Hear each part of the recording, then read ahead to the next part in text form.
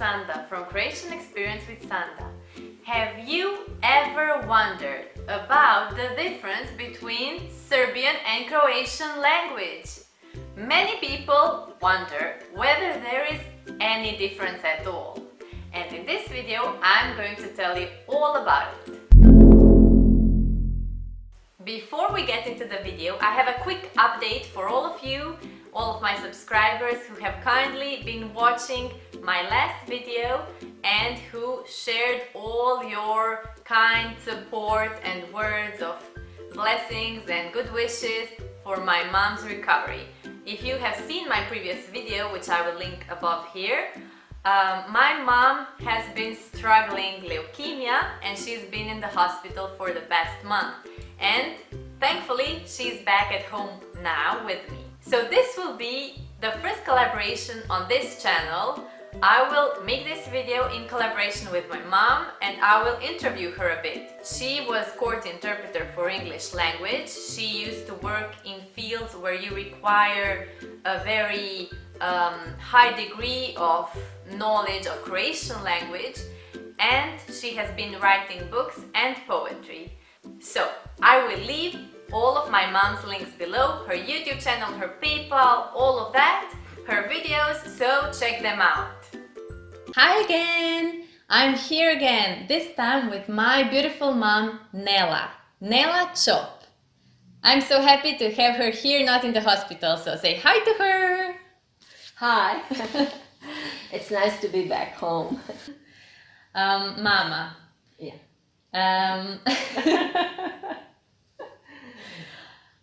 How was it growing up for you? Were you learning Serbo-Croatian at school, srpsko-hrvatski jezik, or did you refer to it as Hrvatski, as Croatian language?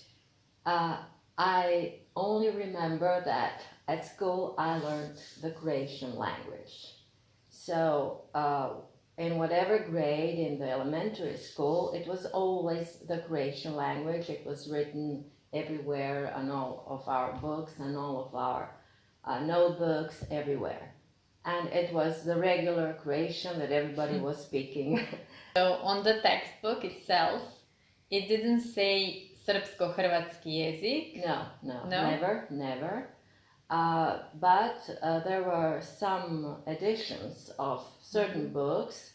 For instance, the grammar, the official grammar book, it always had the title, the grammar of the Serbo-Croatian language. Mm-hmm. In Croatia, this grammar book always had the opposite title, meaning that the Croatian came first. So when you were in Croatia, the language was called Croato-Serbian. So you had written on the textbook Hrvatsko-srpski jezik. That's right. Instead of srpsko-hrvatski jezik. Yes, because we were in Croatia. Yeah, we were always having all major publications of all books that we needed in our own language. This was actually Croatian language, but it was for political reasons called Croato-Serbian. Or Serbo-Croatian. Or Serbo-Croatian, as some would call it. Just for the record, my mom, she was born and she went to school during Yugoslavia. So it's interesting for me to learn that you have always referred to the language as Hrvatski, yes, as Croatian. Always. And I'm sure that in Serbia, people were always referring to the language as Srpski, Serbian. Yeah, that was the normal, everyday human life. But you, in Yugoslavia, you had many friends from all of the Yugoslav countries, yeah, right? From Slovenia, from Bosnia, from Serbia. People went on exchange to study in whatever city to whatever university. That's right. You could travel freely. And not only inside the country, but also outside. You could travel freely to any foreign country, especially in Europe.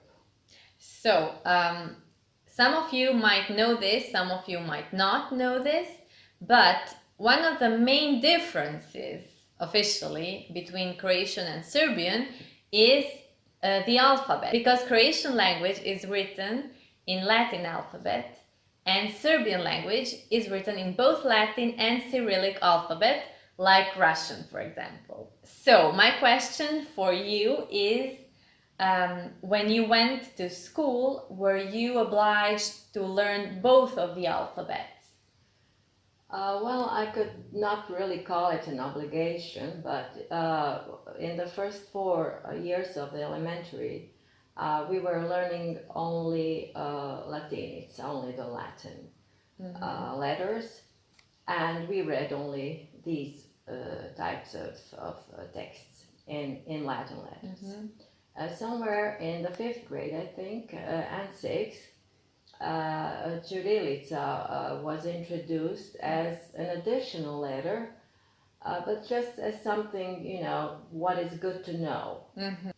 And also remember, it was quite interesting to learn to read it, because it was something like, a bit like hieroglyphs to us. So, you had to remember which letter was which, because the letter was written sometimes the same as in Latinica, but it was a completely different sound.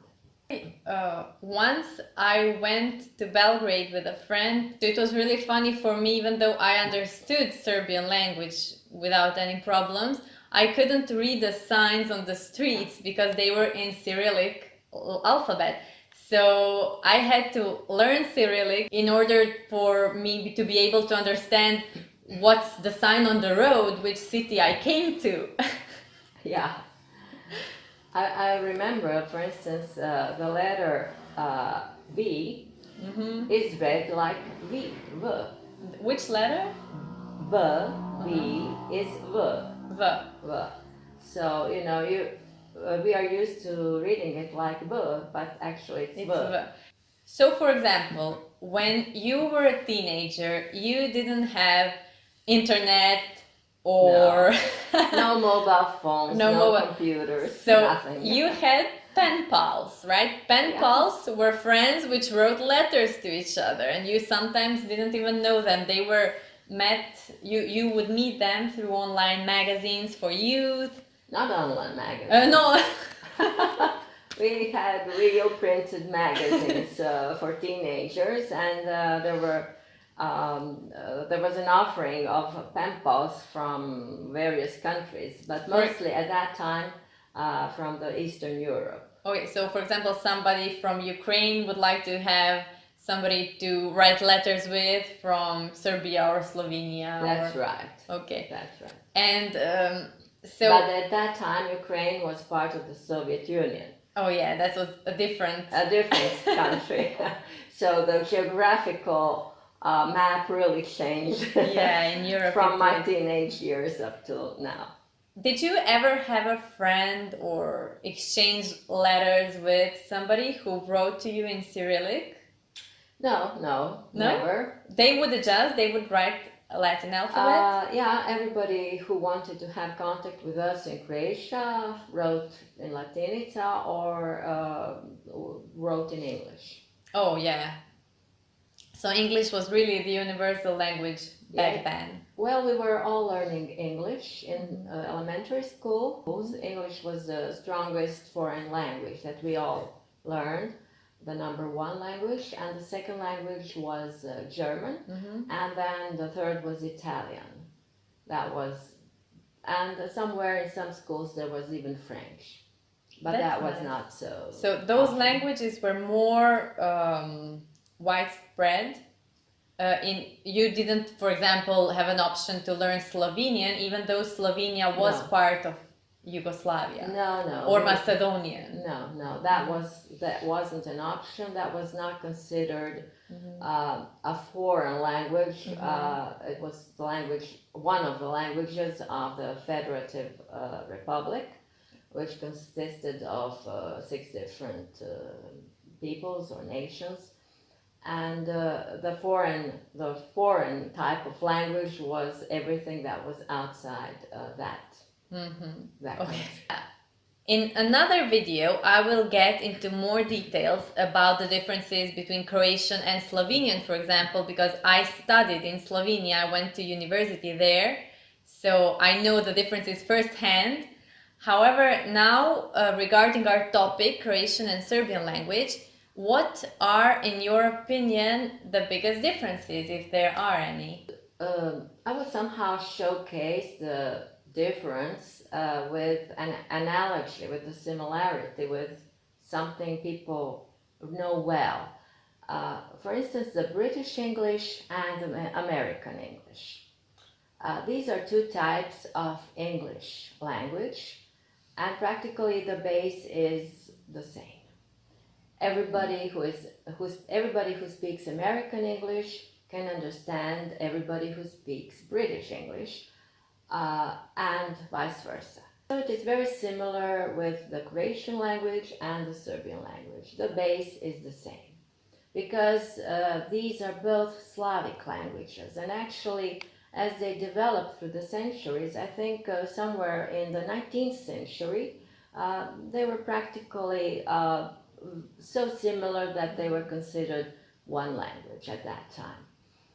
But as the languages develop, as nations develop, as culture develops of these people and civilization in general, two languages started to differ more, just like the British English differs in many aspects in To regard Irish to Irish or to the Scottish version or to the Australian version of English or to the American version of English.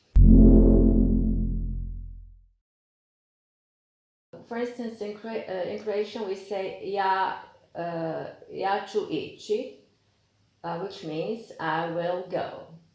And in Serbian they would say ja ću da idem. That is just one example, because you see, Croatian is sort of more practical. You have only 3 words when saying ja ću ići, I will go.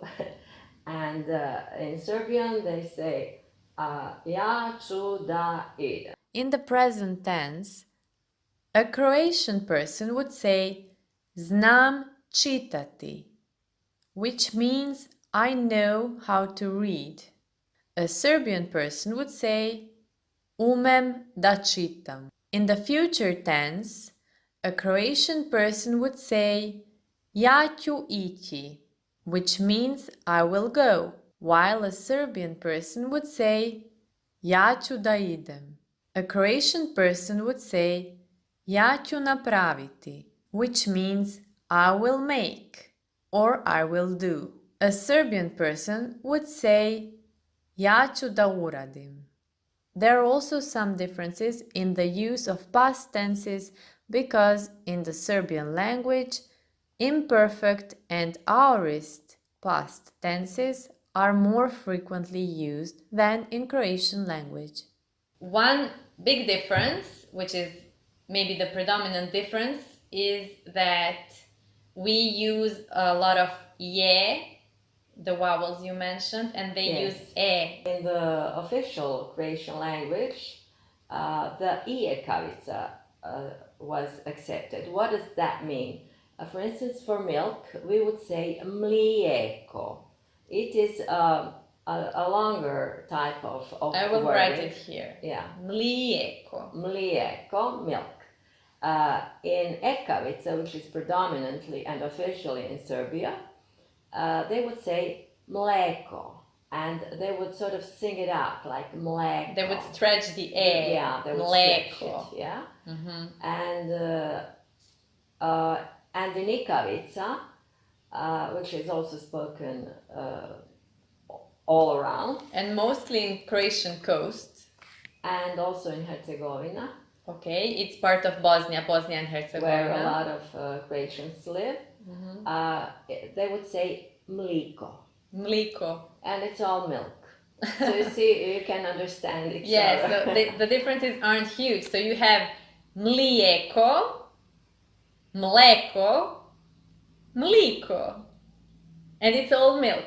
So let's see some more examples of what the differences between Serbian and Croatian are. So one word I like, which is also quite different, is to say where. Where in Croatian is gdje, and in Serbian it would be Gde.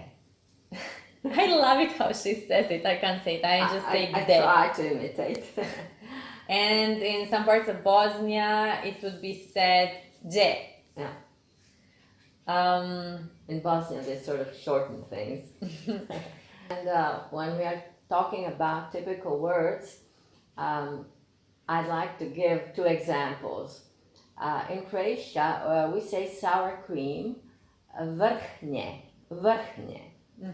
And in Serbian language, they don't use the word vrhnje and they don't know what it is. They say mileram. I saw that written on one type of sour cream in the shop. In Croatia, yeah. In Croatia. Also, And I was looking at it like, what is that? Also, there is another word, mrkva, also difficult for pronunciation for non-native Croatian speakers. Mrkva means carrot. And in the Serbian language, they don't understand what mrkva is. And in the Serbian language, they say šargarepa.